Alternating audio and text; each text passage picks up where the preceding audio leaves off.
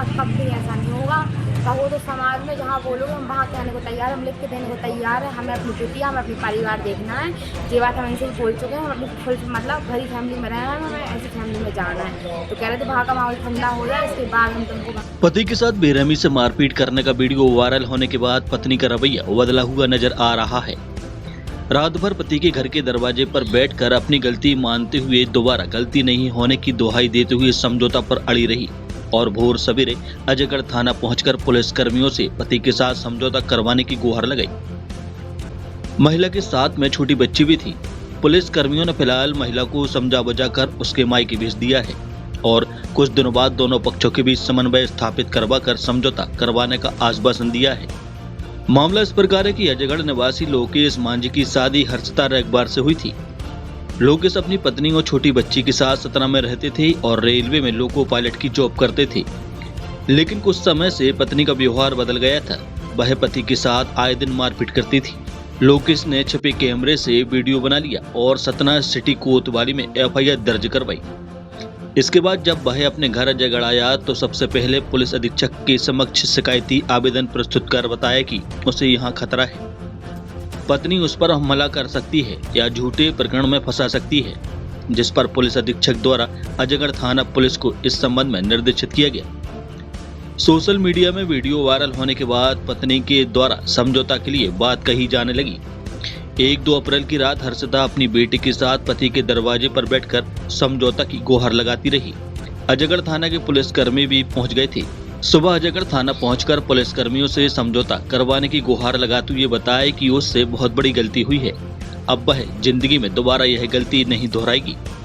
रिश्तेदारों की उपस्थिति में या पुलिसकर्मियों के द्वारा किसी प्रकार समझौता करवा दिया जाए।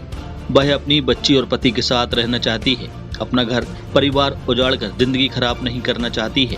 पुलिस कर्मियों के द्वारा फिलहाल समझा बुझा कर उसे मायके भेज दिया गया है। हाँ, मैं भी अजयगढ़ में हम इनके पीछे कुछ भी करने को तैयार हैं। हमें अलग नहीं होना है। हमें इनका कुछ भी नहीं चाहिए। हमें अलग नहीं होना, हमें इनसे कुछ भी नहीं चाहिए। हमें फैमिली के साथ रहना, इनसे पहले ही बोला था। हमें अपना जितना अच्छा जीवन है हमें जो खराब नहीं करना है। हमें बिटिया है, हम लोग को अच्छे से रहना है। हम जो गलती हो गई हो, अब चाहे रिश्तेदार चाहे समाज जिसको जोड़ना उसको कम से कम माफ़ी आ के हाथ पैर जोड़ के माफ़ी मांग रहे हैं।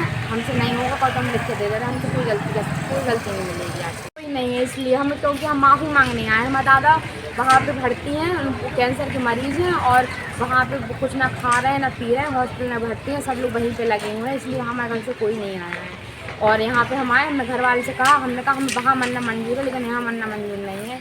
हमें वहाँ जाना है, अपने पति के साथ रहना है, इसलिए हम यहाँ पे आ गए थे और हमें अपने पति से मिल के जाना। हम सबसे हाथ पाँव जोड़ के माफ़ी मांग के जाएंगे। जाना है, साथ में रहना है, अलग नहीं रहना है। मान रहे हमसे हो गई है गलती, आज के बाद नहीं होगी। आप कहो तो जिससे कहो उसके सामने कह के 4 लोग हमें इकट्ठा करके जो कहेंगे हम वो मान रहे हैं, लेकिन हमसे कोई गलती नहीं होगी। अब हमें अपना घर से जीवन बर्बाद नहीं करना है। इन लोगों की लड़ाई झगड़ा हुई थी आज से करीब 1-1.5 साल पहले। तो हम लोग इसके गांव गए थे सुलझाने के लिए। हम थे जगदीश थे और किशोर राजा थे। तो हम लोगों ने बहुत प्रयास किया कि आपस में हो जाए, इनका परिवार बर्बाद ना हो और बढ़िया आपस में रहें, खाएं पिएं, अपना बस सुख से रहें। एक छोटी बच्ची है लेकिन ये लड़की हमारे पास में तक नहीं आ रही थी। हम लोगों के पास में इधर से उधर भाग रही थी, इधर से उधर भाग रही थी। लड़का पीछे पीछे दौड़ रहा था। लड़का हमसे कह रहा था कि हमें अपना परिवार बर्बाद नहीं करना है। अगर हमसे गलती हो गई है तो हम अपनी गलती सुधारने के लिए, अगर वो लोग हमें मारे पीटेंगे भी और हमारा कुछ भी करेंगे तो हम उसके लिए हम सब कुछ सह लेंगे, लेकिन हम अपना परिवार बर्बाद नहीं करना चाहते। ये हमारे सामने बात है। हम अदालत, कचहरी, तहसील जहाँ भी आप कहोगे हम वहाँ अपना बयान दे देंगे।